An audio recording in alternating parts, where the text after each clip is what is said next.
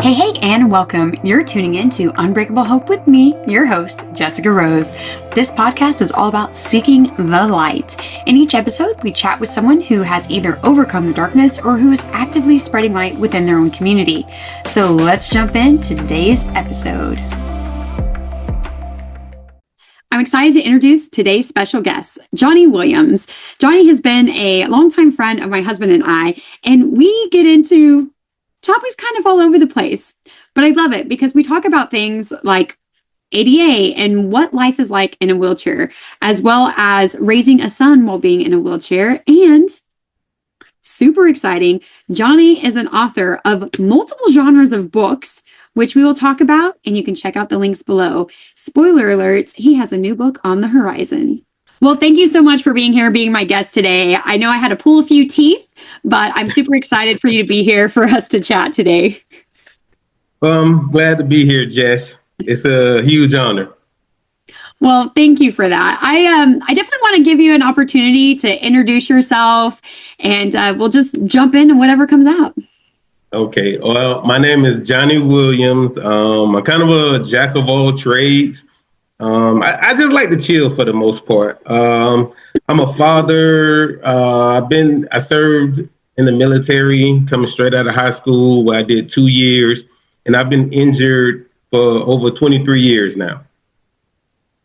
It's a long time. It's actually kind of funny. I was thinking too, when I was telling my husband that we were going to talk today, I'm like, wow, we've known each other for a long time. And so much life has happened in just the, 10 years that we've known each other, maybe? Yeah, about 10 years. Goodness. So we first met, I think wasn't it a cycling clinic, right? You coming from another sport because you've competed in the Paralympics. Yeah. Yeah, I've done the Paralympics, and I've pretty much done every adaptive sport there is except basketball. Wait, really? Yeah, that's really the only one that I haven't competed in. Okay, that's really interesting. I feel like that's going to go into like a whole side conversation. But I remember, so you were doing shot put and discus, and you decided to come to rowing. And I'd always joke that your arms were bigger than my legs because you really worked out hard to be able to be in this position. Oh yeah, it was one of the things that Andrew used to get on me about all the time. You're too big. You need to lose some weight. And I always told him I can't. If I lose weight, I'm gonna lose strength. And that was really because I was still learning. That was really the strongest aspect of rowing for me. It was my strength. Yeah, and you have to be strong. And things that a lot of people don't think about, right, is living in a wheelchair. It changes a lot, not just literally like your line of sight, right? Just how you're able to function and do things, and why you have to have such upper body strength. Yeah. Oh yeah. It's difficult. People don't think about it, but even a slight incline, it can be a challenge when you're in a wheelchair, because gravity wants to pull you backwards going up an incline. So you got to have that, that core strength and that arm strength, which I know everybody doesn't have that. But it makes things a lot more difficult. I've had to learn a lot with my husband being in a wheelchair, who is about twice my weight most times. So my husband and I were recently at a place, and he feels every kind of little bump, but he doesn't get to control the speed in which we're going over the bumps, or if he needs to take a time out from the bumps because it's me pushing him. He's only got the arm. But we were at a place, and we had to go, in order to get into the building, the landscape was already pretty hilly. But the building, we had to go down this like road to then turn to go down a ramp, which was actually a smooth ramp. It's a very, very long ramp to go into the building, to then have to go down this hallway, to go down another slope, to get to an elevator, to then get to the like first floor, ground floor. It's one of those buildings, where it's like the ground floor, like half. Well, then we get into the auditorium for this event, and I'm like, oh my goodness, massive slope to get to the front. Because Andrew's also, he's legally blind, so he's got decent vision in one eye. But like, you can't, we're gonna sit at the back of the room and you're not gonna be able to see anything. But then we gotta get down this slope. And then I realized, I looked around and I was like, there's no handrails or bars. So thinking of someone like in your situation, right? You propel yourself, right? Versus Andrew's, where I'm the crazy one in heels pushing my husband in a wheelchair, thinking like, what? I'm going down a slope or up a slope in freaking heels. This is dumb. Yeah, very unsafe, but I do it, right? But I can imagine someone who's self-propelling having to go down that slope, like how torn up your hands get. Yeah, going down slopes is rough. A lot of people wear gloves. I don't like to wear gloves because you always got to take them off and put them on. But going down, you got to build up some tough skin on your hands because wheels get hot. People don't realize it, but wheels get hot, especially if you're going down a hill. Ooh, yeah. And it's worse if it's hot outside already because that metal's already hot. So it's a lot more that goes into it. I was actually thinking about this today. When people come up to you and they say, "Oh, I was in a wheelchair for a couple weeks, so I know what you're going through," and it's like, no, you don't. And then you can't begin to relate with what I have to go through because you broke your ankle or something. So here's one that has been a pretty fun and hot topic for a lot of my athletes who are in wheelchairs is bathrooms in the handicap or wheelchair stall. So don't get me started. So one of the places I worked, it was one of those where there was like only 3 stalls. And this was like one of those unspoken rules. So maybe people listening, if you have this unspoken rule, like, come on, like yes, if someone's changing real quickly, that makes sense. But the handicap stall is not for pooping. Can we just say that? Yeah, thank you. I'm glad somebody else said it. It's you go in the bathroom and somebody's in the stall, handling their business, and then they come out and you got that kind of awkward transition where they look at you like kind of surprised. And I have to bite my tongue at times because when people come walking out the stall and I'm just, I got some choice words I want to give them, but more so I want to get in to the toilet so I don't. Because it's so awkward. To say it, but it's like people don't think about it. The time that you'd have to wait on the stall to open up is the same time that I have to wait for you to come out of the stall. But the difference is that sometimes I can't control my bodily functions sitting there trying to wait on you. So it's a little bit more pertinent for me to get into the stall than it is for you to just get in there because you want to kind of relax while you do your business. It is one of the most infuriating things next to parking that you have to deal with when you have a disability. Yeah, the bathroom thing, like we were saying that, like a lot of spinal injuries, and this is really funny. So my husband's also incontinent, and he's incontinent, is believed that it is more due to the neurological condition, but he does have a spinal compression too, so it's kind of like a double whammy. So you don't know how that works, is that means like can't control, sometimes doesn't know when he has gone. So we're at a party with some friends, and my rule is that if you're going to give him a beer, you need to let me know first. And not so much like, I'm not trying to count his beers, which is super helpful because when he's like completely drunk, I can't get him in bed. But it's also because if you stuff him with 5 beers, those beers have to come out at some point, right? Yeah. So I'd really like to handle it before it's all over the floor and soaked through his pad and all these things. So anyway, bless this friend. So as I'm explaining, like, hey, like I have to know because eventually he's gonna have to go to the bathroom. The friend says, "Oh, well, why don't we just go ahead and take him to the bathroom now?" But that's not how that works, right? It's like we could take him to the bathroom, sure, It's extremely difficult to get him on and off a toilet in the first place. But I'm like, Yeah. I can't just be like, like a little kid where you're like, hey, we're making a stop. Let's go to the bathroom. You have them sit on the Yeah. toilet and maybe they do nothing, right? But then as soon as you get back in the car, like 5, 10 minutes later, I gotta pee. And you're like, we just stopped.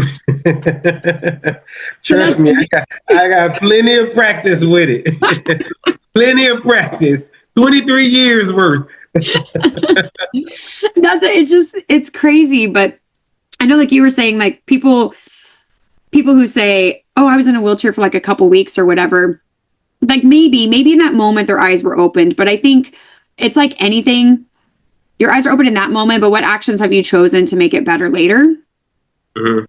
And when I had I had a surgery go wrong, my femoral nerve was severed. I was practically dragging my leg around, and I was at a conference. I was one of the keynote speakers, and I remember I'm in my brace, and I'm in line in the bathroom, which everyone has to stand in line. I'm not saying I get special treatment. I don't have a bowel bladder situation, just in a brace, but I'm in a brace, and it's really hard to do like pistol squats, like squat yourself up. So I used the stall that had the handrails to help pull myself up because I can't use my right leg. I don't have a quad.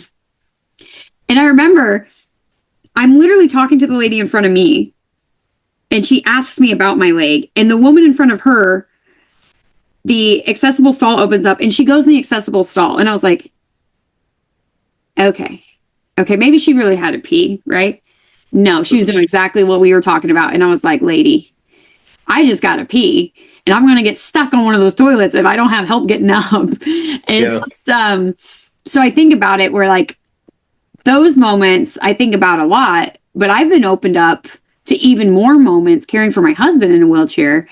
And that's only been like the past 3-4 years. I have minimal experiences from adaptive athletes like yourself that have kind of stuck with me, but I'm also in that world, I guess you say, like being around adaptive sports, being around athletes of multiple different conditions, using multiple different devices.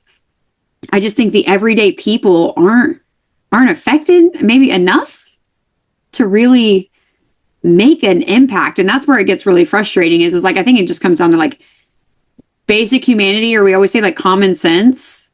Well, I think it's more so just ignorance, that a lot of times, people don't want to acknowledge people with disabilities. I know it sounds kind of mean when I say it that way, but they feel like, oh, you have a disability, you belong at home, you shouldn't be out doing anything. So they don't take the time to think about it. Oh, there might be somebody who actually needs this more than I do. So they just go ahead and do whatever they want to do. And, oh, if somebody does come along, I should be finishing up. You know what I mean? So I think it's more just they're ignorant of the fact that there are people with disabilities out in the world moving around doing things, and they do need those facilities and those parking spots. And maybe they'll be inconvenienced just a little bit, but for people with disabilities, they're a lot more inconvenienced when they have to wait or have to go all the way to the back of the parking lot and then roll all the way across the parking lot. You know what I mean? You hear it in my voice. It really resonates with me because it really aggravates me. And if you say something to people, they look at you as being, mean or being nasty. And it's like, well, that's for people with disabilities, not just you for your convenience, So you got to kind of find the level ground to where you say what you want to say, but say it in a nice way, kind of like passive aggressiveness. Yeah. I think I would love to see a tiered system for accessible parking, because when I had a blue pass or red pass, and there was like coaching at rowing, I could get there and sometimes I was walking, but by the end of the night, I'm like dragging my leg and I'm like, I can barely make it back to my car. Mm-hmm. But also if there's a spot that's only a few away, or like the grocery store or whatever, I'm like, well, I'm going to leave that for someone else, because there's someone else, if this parking lot fills up, they're going to need that space. And I think of it now, like where I'm at caring for Andrew in his wheelchair, like we're those people that needed Yeah. space. And I made a decal for my car because I was getting so frustrated. We would literally park inaccessible parking spot. And so we have an SUV. It doesn't look like, we don't have a ramp that comes out, but Andrew has a swing chair. So this newbie chair actually swings out and comes down to the ground to where I can do a stand pivot transfer with him. But I have to have space for the chair to come out and for his wheelchair. So I remember we're at a hospital outside a PT clinic where like everyone and their mom has, the passes. You're at a physical therapy place. Of course you do. Yeah. This lady is sitting in her car that she parked over the zigzag lines. And I'm literally, I was being nasty. Okay. So Lord forgive me. I put Andrew's chair right up against her car. Right. And I'm like bottoming out trying to squat to pick my husband out. My butt is bottoming out in her door. And she just sits in her car and watches us the entire time. I'm like, you shouldn't even be in this parking spot. So I made the decal on my car that says like, please leave space. Chair swings out, right? Got the little like wheelchair man symbol. And one time I felt really bad for this. One time I actually had somebody, I was at my hairdresser's. Well, Andrew wasn't with me, but I have it as a sticker because magnets come off easy. So this woman came in and she goes, "Oh my gosh, I just wanted to see, I saw the sign. Do I need to park, somewhere else? Because I don't want to park behind you and then block you in." I was like, "Oh, no, it's okay. That's for my husband. He's not with me. It's fine." She goes, "Okay." I panicked, because I was like, "How do I know where else to park?" And I just thought, wow, so lovely that woman was like, she noticed and she made an effort. But there's so many times still to this day, like, we're at the boathouse during an event and somebody came and they parked in the zigzag. I couldn't even open the door all the way. And yes, I was that person where I was like, this is not okay. They need to move their car. So they came with the intercom. I was like, if you don't move your car, we're having it towed. Yeah. It's kind of like a catch-22. I have horror stories, it was times I would literally park my truck in the back of the parking lot because all of the disabled parking was taken. So I would park far off in the back, where I would think that nobody would park next to me. Even park over the line some. Every time. No. If I failed, when I came out, somebody would come and park right close enough to me to where I couldn't get out my lift or I couldn't open my door. And so it was times I had to just sit and wait for them to come move their car or try to figure out some way to get in from the other side. It's like that experience we don't have because my husband can't drive. He relies on me. So like in that situation, I would like crawl in from the back of the car, right? Back the car up, park in the street and load him up. But like what you're saying, and you're like, I just can't get in my freaking car because I've had to ask people before, hey, can you back my car out so I can get in because this person parked close to me? Like it's wild. Some of the things that you experience is just like, it makes you look at people in a different way sometimes. Yeah. That's wild. I was talking to somebody recently. We're building a new home and I have some ADA stuff that I have to get inspected. So I'm talking to the guy and I said, hey, I'm kind of curious about the parking because some places, there's a place I go to, I go get my waxes. It's next to like a jewelry store and then like an empty, like it's a little strip. There's 3 things: jewelry store, wax place, empty spot. The entire front is all accessible parking. And I'm like, that's crazy. So then there's a row like along the curb where the street is. Like that's it. That's all the parking. Okay, no big deal.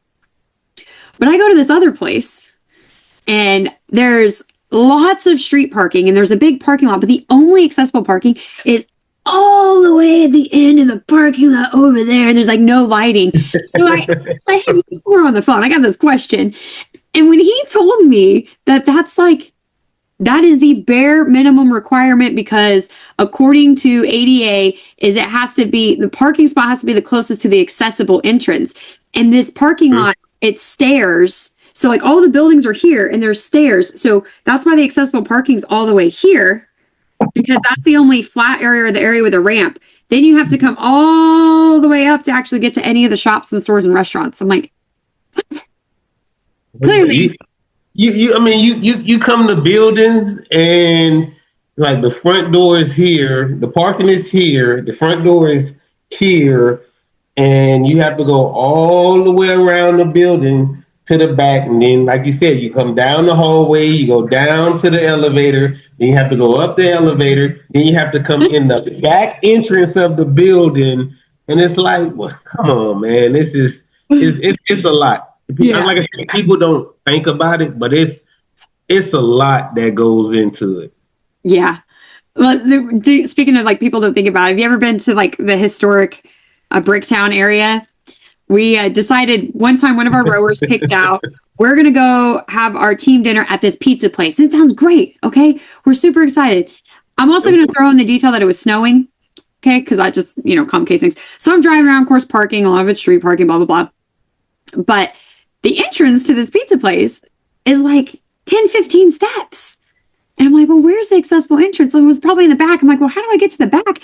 So finally, I just parked on the street, put my flashers on. I ran inside and I was like, hey, where's your accessible entrance? Oh, if you go through this restaurant, then there's an opening to get you through here. I said, okay. So when I walk from the pizza place to the restaurant attached to it, there's a step. I'm like, okay, well, I can kick them up over one step. So then I go out their front door and there's steps and steps. I'm like, well, so then I asked someone in that restaurant, where's your accessible entrance? And they're like, what are you talking about? I was like, well, my husband's in a wheelchair. How do I get him in here? And they're like, oh, that's a good question. And I thought, no one else has ever asked that question.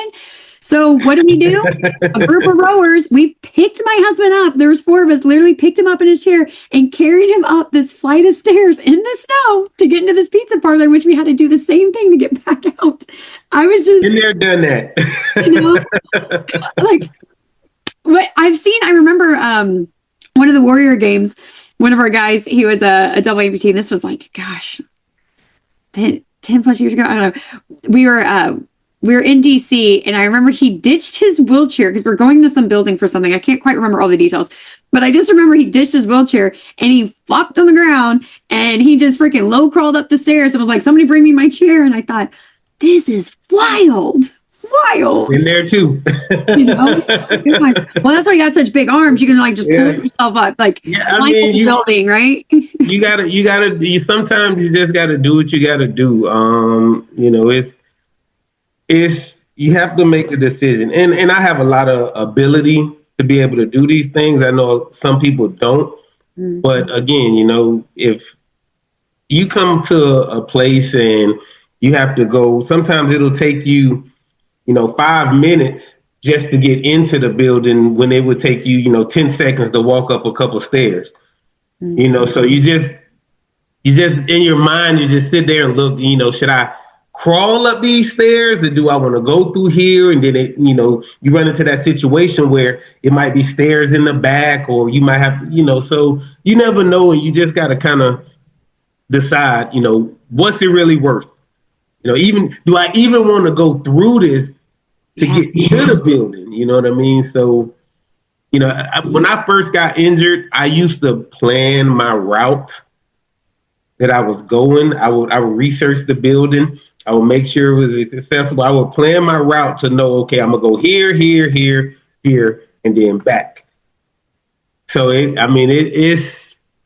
a lot, and it's like I said, it's one of those things you don't really think about until you're put in that situation. And then it's like, oh, this is a lot harder, a lot more complicated than I thought it was. Mm. So one thing, as we're talking about this, obviously, like, we're kind of laughing and joking. Now, it's different. I'm the caregiver. I'm the one pushing someone in a wheelchair. You're the one who's been living in one for over 20 years, right? So what are some of the ways, and maybe it's like deep therapy for the last, 20 plus years, right? But what are some ways that just help you just roll with the punches, right? And you just kind of, it sucks. You do, like you said, you bite your tongue and then you laugh about it.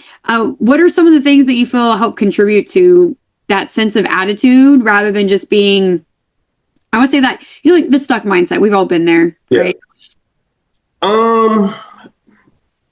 It is really, that answer is really very personal. And what I mean is, it depends on the person. It's no set answer that I can say, hey, do this, do that, do this, do that. Now, there are some things that help, prayer, meditation, you just kind of have to sit down and have a conversation with yourself on, what's is really worth to you, because I can get angry about somebody in the stall or somebody in a parking space or a building doesn't have an accessible entrance up front, but I will be angry a lot throughout the day. You know what I mean? So it's just one of those things to where it's just like it's frustrating, but hey, maybe I wasn't supposed to go spend money in that store, or maybe I wasn't supposed to go do this activity. For whatever reason it is, you just have to flip it in your mind and kind of look at the other side and just be grateful that, hey, at least I had an opportunity to do it, and now I know what I need to look out for next time. I think that's a huge piece of it. I've heard people throw around like, oh, toxic positivity and gratitude. But I also think that there's a difference in gratitude for telling someone like to be grateful for the breath in their lungs. If they've never experienced it coming out of their lungs or a loved one's lungs, you don't have that true sense of gratitude. And I remember Andrew used to tell me all the time, I would get stuck. I was angry like all the time. It's the emotion I battle with the most. And he'd say, like, gosh, you're just so stuck in the negative. You're just so angry. Why don't you just flick a switch? I'm like, it doesn't work like that, right? And we argued for that for a few years. And finally, I was tired enough of hearing him say it, to be completely honest. But I thought, you're right. Like, I don't want to be stuck in this mindset and just, so I thought the whole like, okay, I'm going to do the gratitude practice thing. I'm going to do my 3 things a day. And I realized at the end of the day, I couldn't find one thing. And that's what woke me up the most, was when I decided I'm going to start this. And then I was like, I can't think of one good thing that happened in my entire day. I'm like, oh, damn, this is bad. So I really, in that moment is where I feel like I really fought for my life at a time I didn't know how much I was going to need it later, because this was beginning of 2022. So before the whole COVID shenanigans, before we knew Andrew's brain cancer came back, before his dad got diagnosed, before a lot of stuff, heavy stuff that year. Yeah. So I started challenging myself, and it took me a while to even find just one thing a day. And then after I did that for a few weeks, I was like, okay, it's cold. I can't say my car's seat warmers, I'm grateful for them every day. All right, gotta shake it up. So it's just really like trying to train my brain to focus on the good going on in the day, because there is so much darkness. We can let it, like you said, we can be angry, but what's that going to do? It's going to increase my blood pressure and put me at a higher risk of heart attack, as if I'm not already one for, caring for Andrew. But just finding those little things, because I know there are some people that they're still at a point in their recovery where they haven't been able to get to that point I usually gotta like accept where you are is the hardest part. I know I've had to go through that a few times with different injuries and, changes in life, becoming a full-time caregiver and saying, okay, this is where we are. I can accept it. We won't be where we were, but it doesn't mean we have to stay where we're at, and just constantly trying to focus on that and move forward. But you mentioned other great things, right? It's like the meditation and prayer and finding a way to let your thoughts come in and not necessarily react to them, right? Well, I mean, like you said, there's a lot of darkness out there, and we all have bad experiences, whether you have a disability or not, whether you're a caretaker or not. We all have our stressors that we deal with throughout the day. And you just gotta kind of woosah, just gotta step back and just really look at it and just say, okay, well, right now is bad, but in the grand scheme of things, tomorrow is a brand new day. So why carry what happened yesterday into tomorrow? So me personally, I just kind of go day by day. I wake up in the morning. I'm thankful that I woke up. Of course, being in a wheelchair, waking up is its own ordeal. So I wake up and I'm just grateful that I'm still here and I still have the ability to do certain things that I can do. But I still know in the back of my mind that at any moment that can change. So I choose to enjoy what I can do rather than what I can't do. You know, I don't want to focus on the negativity, because once that happens, then I'm going to have to move further along into that positivity, just to keep me focused into where I don't fall into a depression, or where I don't start feeling sorry for myself. So, you know, it's just one of those things where it's, like you said, it's almost kind of like, you know, find the positive, be grateful, you know, but you know, that's not sustainable. It's not realistic. But finding the positivity in negativity is, it's a benefit, because at some point it's gonna get bad. You know, it can't be good forever. You know what I mean? Mm-hmm. You know, one day it's gonna change. So you just gotta kind of be prepared for it. It was something they told me in the military. It was prepare for the worst, but hope for the best. You know, so I'm always looking forward to, hey, when bad happens, it's gonna happen. I'm gonna get through it, and then it's gonna be better. You know what I mean? So that's what keeps me going. Yeah, I live by that too, and sometimes it drives Andrew crazy because I'm always like, okay, we got to prepare, and that's where my lovely pageant coach, she says this all the time, like two things can be true at the same time. You know, you can be realistic and also be hopeful. You know, so having to come to terms with Andrew's condition ever changing, and every time it's like, you know, he might die this week. Oh God, right? So something else you said that you know, taking that moment, the woosah. I've got to like get you on FaceTime with Andrew, because it's so funny that you say that. Because Andrew would tell me, like, oh, you're getting all worked up. So when things come now, because he's nonverbal, he'll just like put his hand on my leg, or like just look at me. And he'll go, woo, like, tell me, take a breath. You're getting worked up. You're being cray cray right now. Like, let's go back. And he was doing that for, gosh, I don't even know, like a year, but it reminded me of when he was verbal, the things that he would say and do.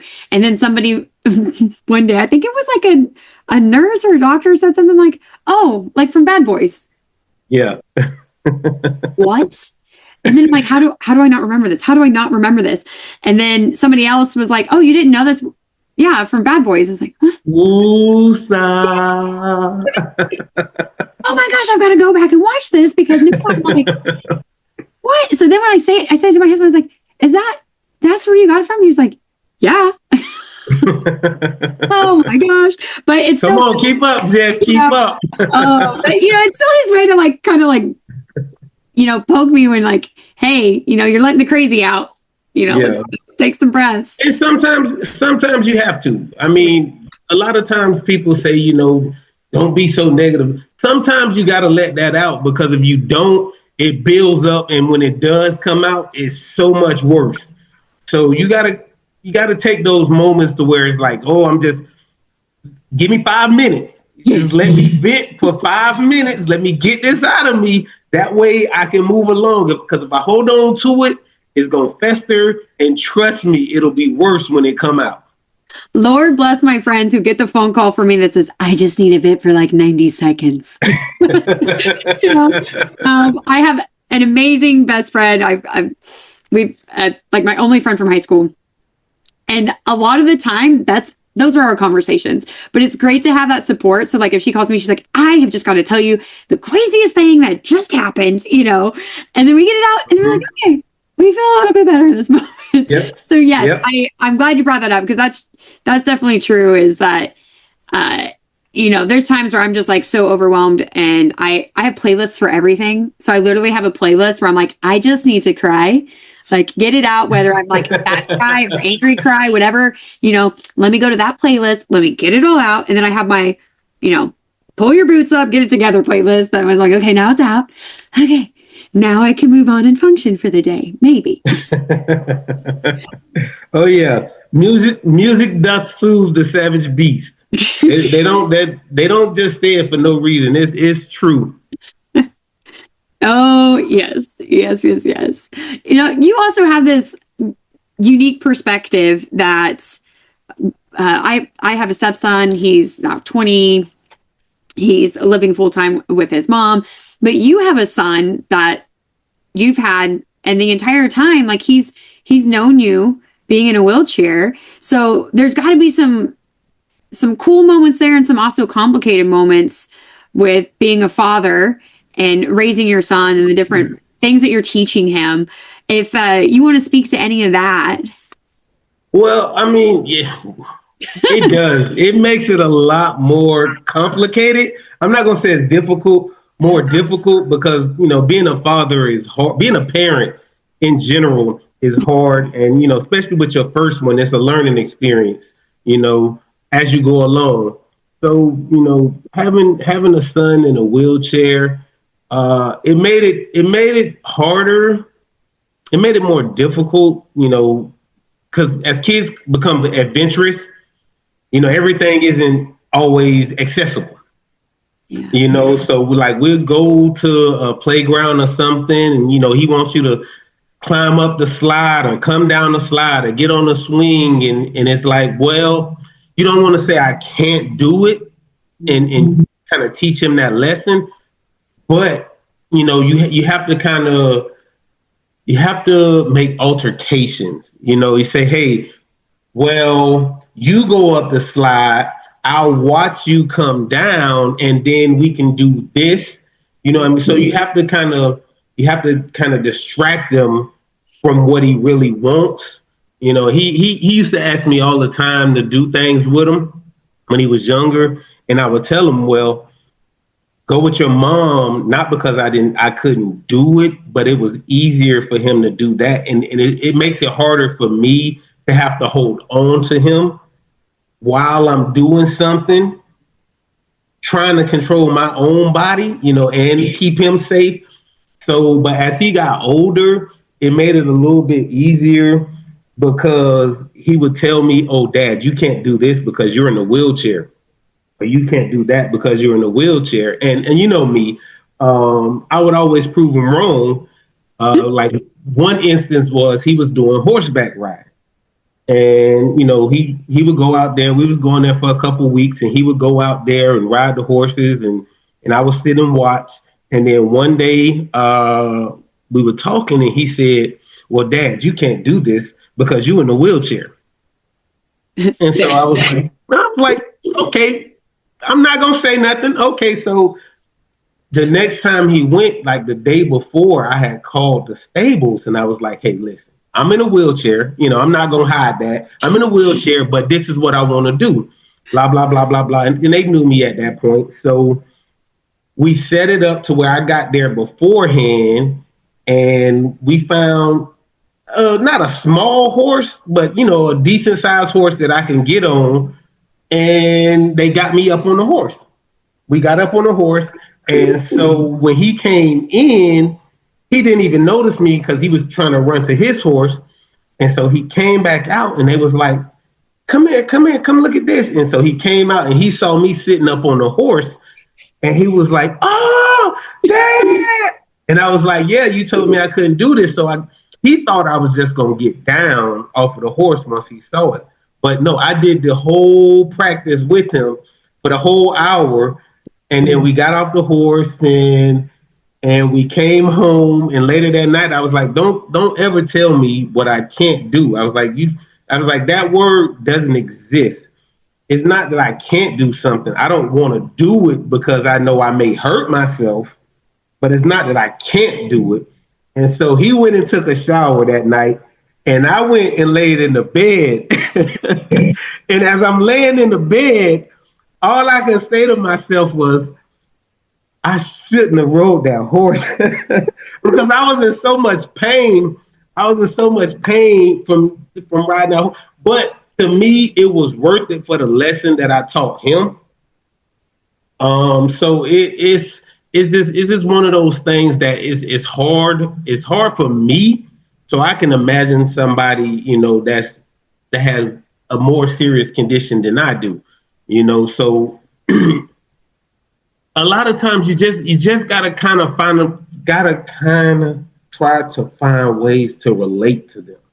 Mm-hmm. It's not always about not doing the things they want to do.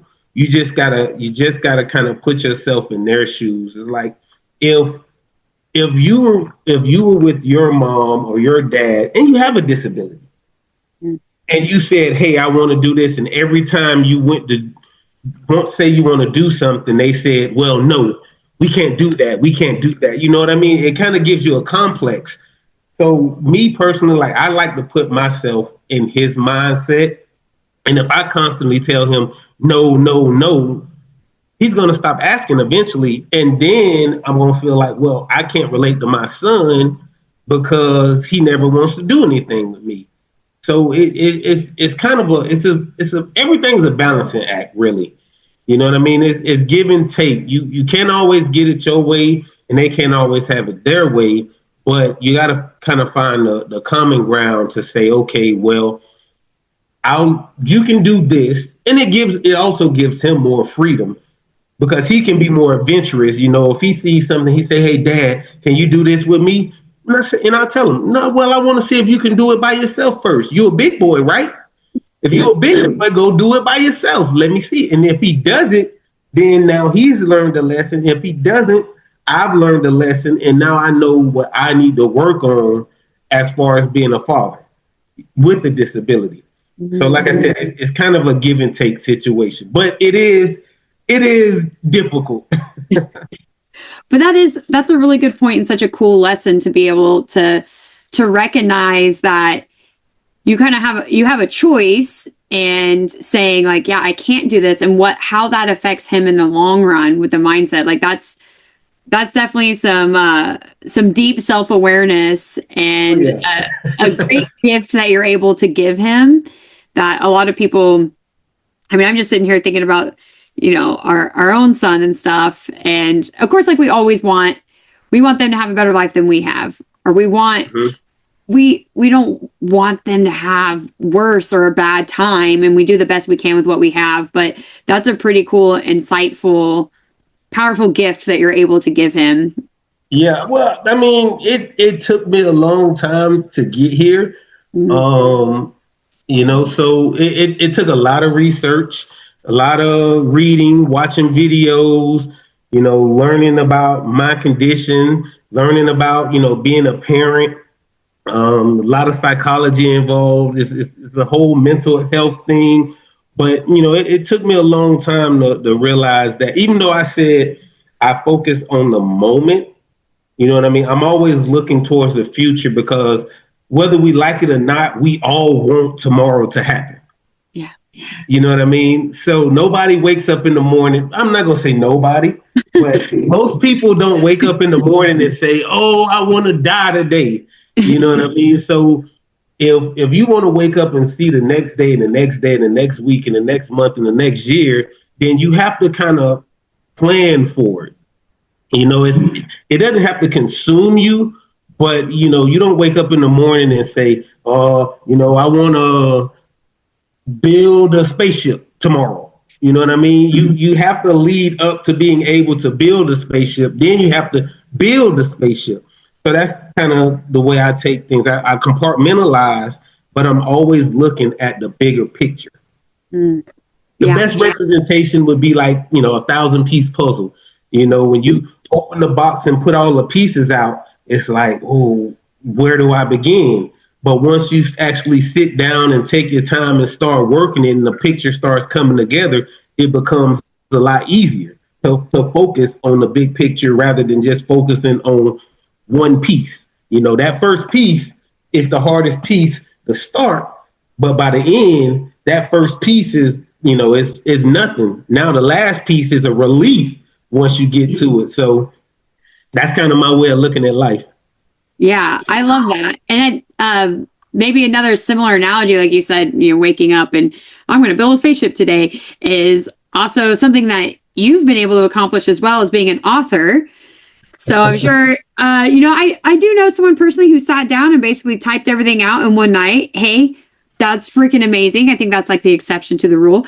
So when you got this thought of, hey, I want to write a book that has since turned into a series, what was that about? Do you want to share some more about that? Oh, man. So honestly, I never thought I would write a book. I never had the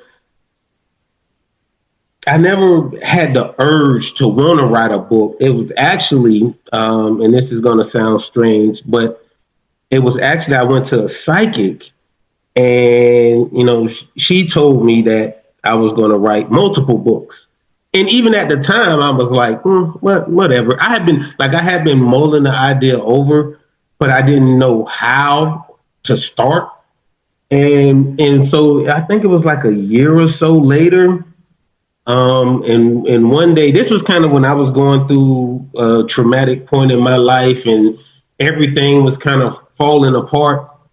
And I just had so much going on in my head, and I needed answers, but I didn't know what I needed answers to. So I just kind of started writing, and poetry was one of the first things I gravitated to, because with story writing, you have to stick to the same concept. You have to stick to the storyline throughout, hundreds of pages, and just, the environments change, but the story stays the same.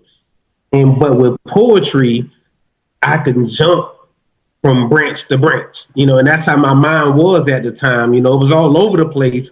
So I just started writing, about stuff from when I was a child, when I got paralyzed, questions, whatever was on my mind, I started writing it. And so my first book was just kind of like scattered thoughts. And when I finished that one, it was a relief, because I didn't have as much in my brain, and I felt like, okay, well, maybe I'm on to something here. It's not just the fact of being a writer now, but it's making me feel better. And so I'm not gonna say I'm a perfectionist, but when I do something, I like to give my best effort. And I knew that wasn't my best. So I decided to do it again. And this time I took what I learned, and I developed it. You know what I mean? And so it was it started out as just a healing process for me. And then as I kept doing it, I started doing, like I said, I started doing research. I got into philosophy, I got into psychology, I just dove in head first. And I started to realize that I was my biggest problem. It was one, that I was somewhat of a perfectionist, and two, it was that I wasn't giving my best effort. So that those two styles kind of contradict themselves. It's like, how can you be a perfectionist and be a procrastinator at the same time? So I realized that it was a me problem, not a world problem. And then once I did that, like, it opened up a whole new window for me. Like, I realized that I didn't have to fit into a box. Despite everything that I've been through, I don't have to exist under one title. It's okay for me to do a little bit of this and a little bit of that. I can be good at a lot of things. I don't have to be great at everything. You know what I mean? And so I started to focus on what I wanted to do rather than focusing on everything that I was doing. I can do this and I can do that and I can do that, but I'm going to focus right here on this, because this is what's happening right now. I'm doing this right now, so I'm going to give this all my attention. Everything else is now secondary, because if I'm not giving this 100%, then I'm not being true to myself, and I'm shorting the people that I'm involved with at that time. So my whole process, it evolved from, it came out of necessity, and then it evolved into something that I felt that I could be great at, you know. So it's like, you know, like I said, some people can go and they can write something and be done in a night. You know, I my first book took me, I think, a year to do. And looking back on it, when I look at it now, I'm like, I could do this in a night, you know, because it's not that good. I'll be honest. You know, a lot of people say, "Oh, well, I'm so proud of this." I was proud of it at the time, but looking back now at what I do now, to from that, it's like, what was I thinking? What is this? You know, but I mean, it was, I had to take that first step. That was my first piece of the puzzle. You know what I mean? And now where I'm at, you know, I've written since I started writing in 2020, 2025 now, and I think I've written uh 10, 10 books. I believe it's six are poetry. One is autobiographical, and then I have three children's books. So I mean, and as you can see, even with my style, it's kind of all over the place. And, you know, so because I don't like to exist in a box. You know, I'm multi-talented, so I do whatever I feel. You know what I mean? I even have I haven't told a lot of people this. This is kind of like a Jessica Rose exclusive right here. I even have a album that I'm working on right now. So I mean, it's like I said, I'm a jack of all trades. But you know, it's writing for me has just been one of those things that is just like, I can be myself, or I can put myself in a character. You know what I mean? If I wake up in the morning and I just want to, you know, just lay in bed all day and just write about whatever, I can. You know, I'm not saying I'm going to publish that, but I can. I might use it later, but I can. If I want to get up and go out into the world and, you know, do this and do that and do that, I can. So it gives me a lot of flexibility, and that's what I really enjoy. I've always been spontaneous, and being a writer is one of those things that, you know. Here's another funny story. When I was younger, I was about, I think I was about 8 or 9, well, probably about 11, somewhere in there. I was younger, about my son's age. And my mom actually got a psychic reading done on me and my sister.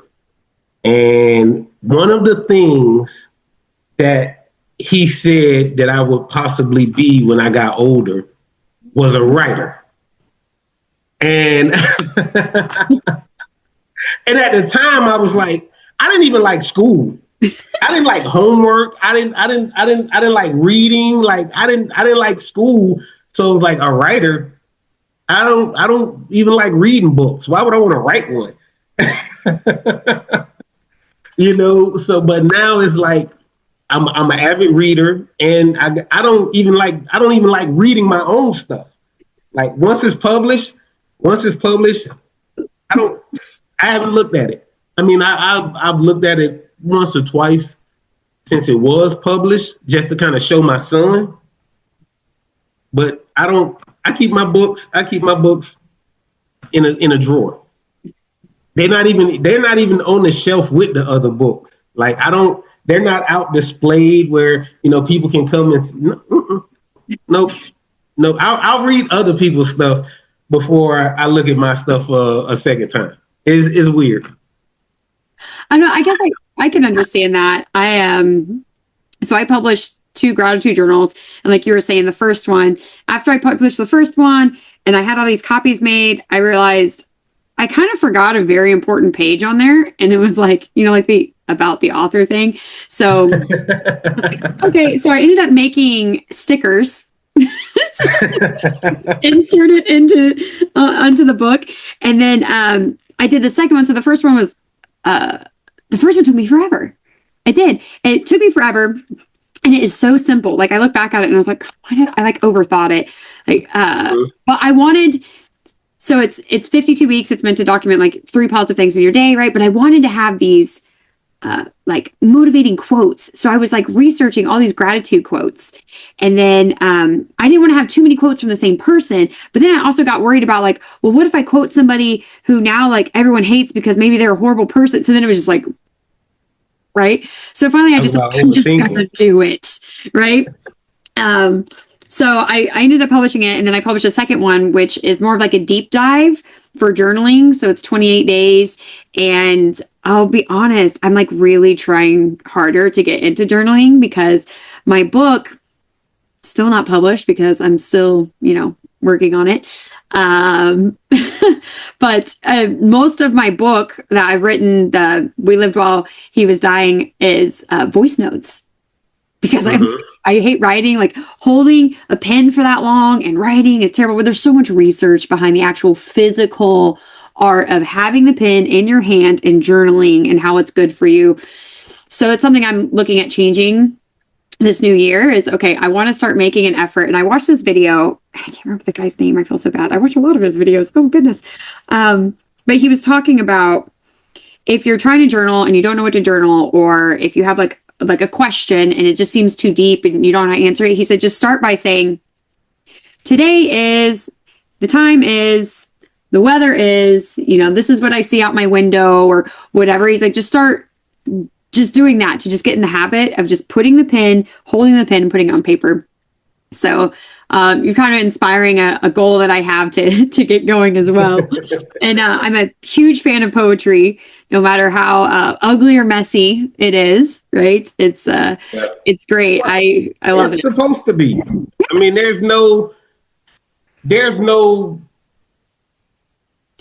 different types of poetry, but there's no specific style that you have to stick to. I mean, you can create your own style of poetry. You know what I mean? You don't have to say, okay, well, I want to write like this. I mean, a couple of my poems, I emulated, certain people in their style for a specific poem. But the majority of my work is my own style. I mean, I didn't stick to a specific rhythm or a cadence or anything like that. I just kind of wrote what I felt. Now, sometimes I did go back and edit it. When I first started writing, I didn't do that a lot because I wanted it to be more natural. But as I progressed, I realized that style is very niche. So I had to kind of alter it to where it would become marketable.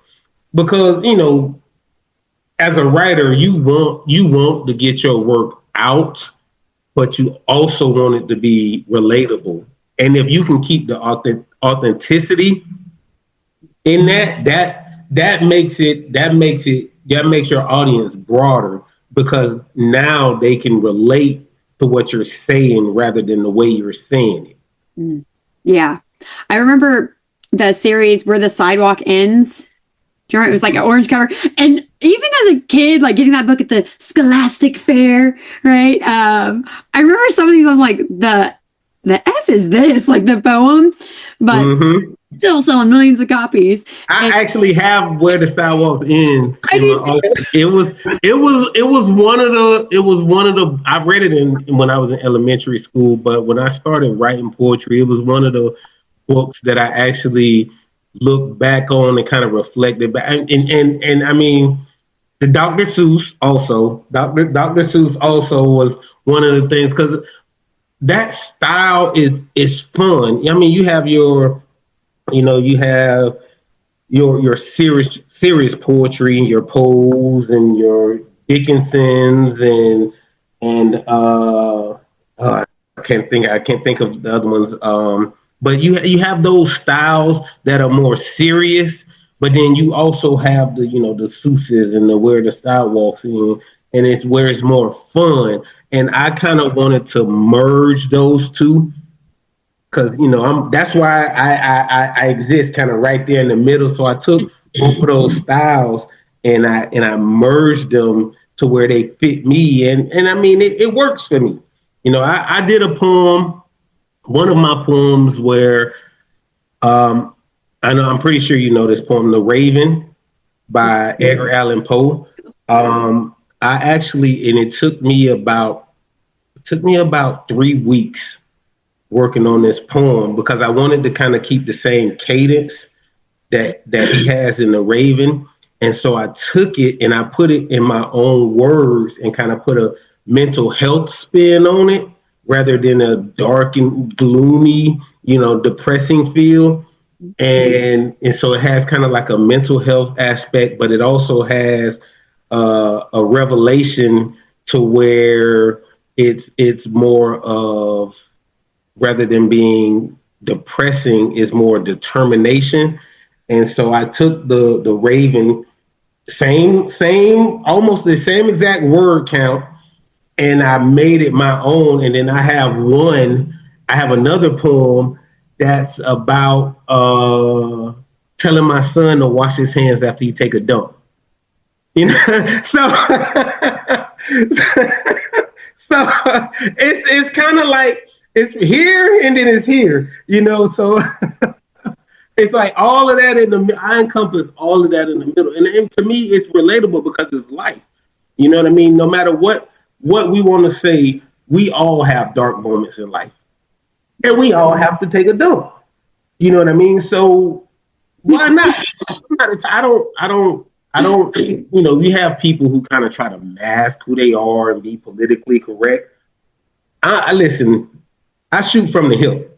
I'm not going to say anything to outright hurt a person's feelings, but I'm going to tell you my truth if it's something that's going to affect me. So I rather get it off my chest and you be mad at me than for me to come home and be mad at myself.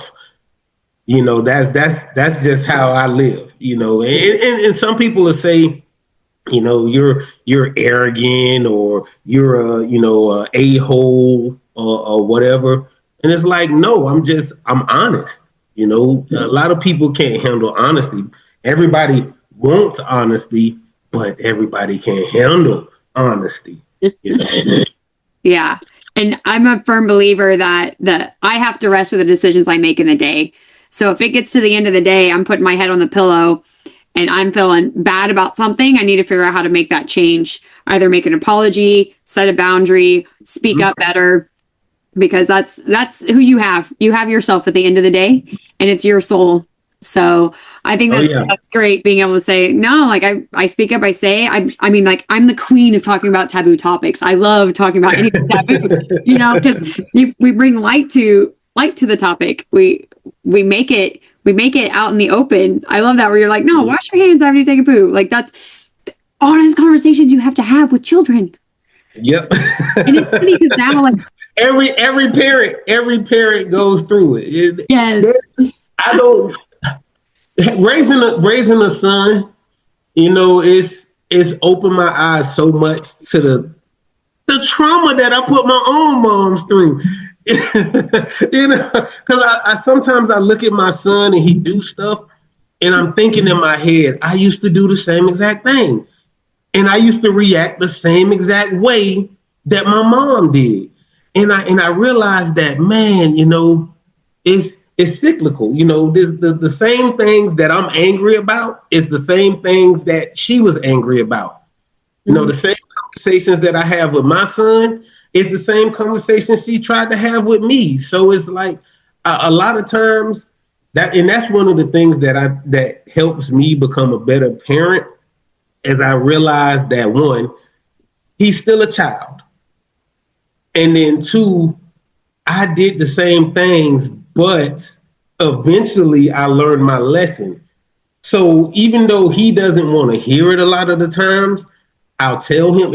And one of the things I do with my son is I sit him down and we'll have a conversation, and he'll huff and puff and, oh, I don't want to, but I sit him down to, one, take away the distraction so he can hear the honesty in my voice, and he can understand that, hey, I'm not doing this because I'm trying to be mean. I'm doing this because I don't want to be mean.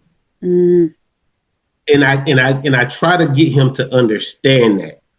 So the next time the situation happens, he understands, okay, my reaction isn't because he won't admit it, of course, but he knows this ain't the first time this has happened.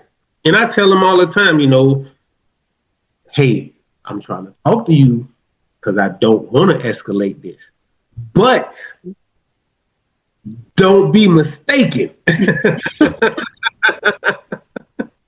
If you keep playing with fire, you're going to get burned.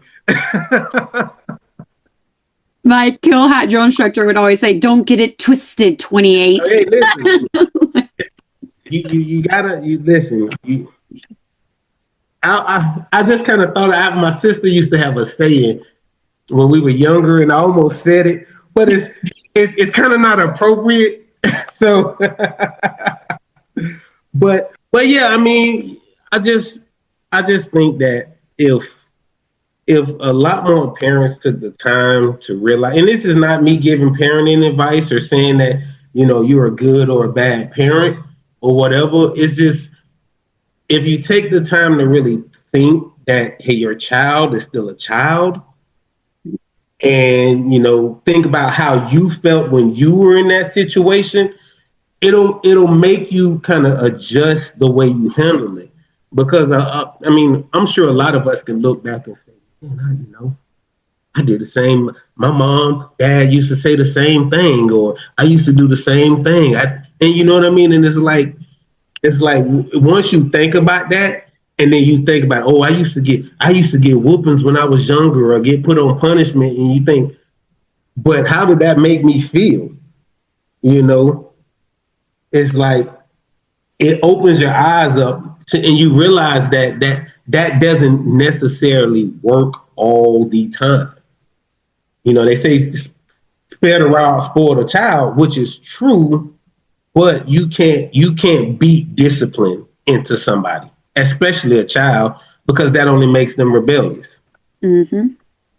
I remember Andrew would talk about he said the only time he ever spanked his son was they were about to go to the movies, and I guess Josh was like so excited. We're in a 2-story house, so he's like jumping up and down on his bed in the upstairs or whatever, and Andrew's trying to get ready downstairs, and he told him, stop jumping, and he didn't do it. So then he grabbed him and smacked him, and I say that like as if he slapped him across the face. That's not what happened. Okay, don't be so he swatted him on the bottom to make sure that we were clear of the situation here. And he said that Joshua immediately was like, oh, like crying and stuff. And he said he felt terrible about it. So they ended up not going to the movies because that was like the punishment. And then he was like, oh my God, that was terrible. Like, I can't do that ever again. But it was interesting because it always seemed like Joshua was worried, like Andrew was going to hit him or something. And Andrew's like, I spanked him once when he was like 4 years old and I'll never do it again. But he would sit down and he would have conversations with him. I'd tell you what, this conversation sometimes lasted like 2 hours. And I was beat from him. Because then I got to hear like, oh, this person's recap of the 2 hours and this person's recap of the 2 hours. I'm like, I already heard the 2 hours in its natural form. Like, oh my gosh, you guys wearing me out. But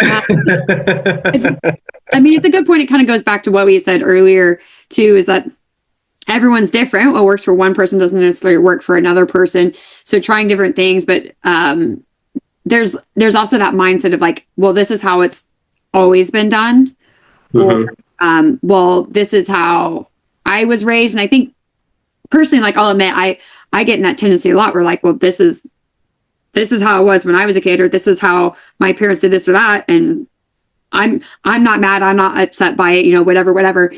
And then having that different perspective and saying, oh, by me doing the same thing, I didn't see any harm in it. I said I was going to do this. I did this. And then there was harm from it, like emotional, like harm or misunderstanding. And I'm like, well, I didn't think that would be a big deal. Right. It's trying to take that moment and step back and say, okay, well, how can I make this better? How can I make this different? Is there something I can do to make this better, make this different? I think it's an important lesson all of us can make in all of our relationships. But as you pointed out, like with a kid, it's saying, you know, I was that kid doing this and this and that. Or my mom says, paying for your raisin, which I just want to say, my husband paid for his raisin, but I was practically an angel. Okay. I had some moments, but I'm like, what? Why am I getting punished? What? Paying for your raisin. Yep. I feel like, I mean, obviously we've known each other for a long time and been in each other's lives as we've both gone through a lot of crazy life stuff. We could talk about all kinds of different things. And I'm just grateful that you're willing to come on and have a conversation with me for my podcast. I want to give you some time if there's something maybe we didn't cover or some final thoughts, because obviously I feel like this was a very enlightening chat on many different topics here. No, I mean, again, I want to say thank you for inviting me. I mean, it's been fun. I really enjoyed it. I don't really have anything else to add. Like you said, we covered a broad array of topics here. So there's nothing I want to add. I mean, my books are available on Amazon. I'm sure you're gonna post that link once we're done. But no, I mean, there's nothing that I add. I really enjoyed it, and again, thank you for inviting me. Awesome. Well, yes, the link to the books will be in the description below, and if you're watching this, stay tuned because there should be a new book being listed on that link soon. I'm really excited to get to see what more that you come out with. So yes, thank you again so much for coming on. Again, thank you for having me. Oh, and I do want to add, I will be, because of some fracas I went on with one of my publishers, I will be republishing one of my books, my autobiography, with new material and rewritten, so that should be available soon also. I feel like I'm getting all kinds of exclusive stuff today, so I'm really excited. Thank you for that.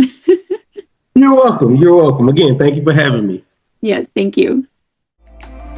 Thank you, listeners, for tuning in. If you found this episode inspiring, please share it with someone you never know who needs more light in their life. May this serve as a reminder that there's always darkness in the world. Do not let it consume you. Always seek the light. Please take a moment to do the good old subscribe, rate, and review. Your support means so much to me, and it helps me spread more light and love. Until next time, be kind, be loving, be human, and don't ever let anyone steal your hope.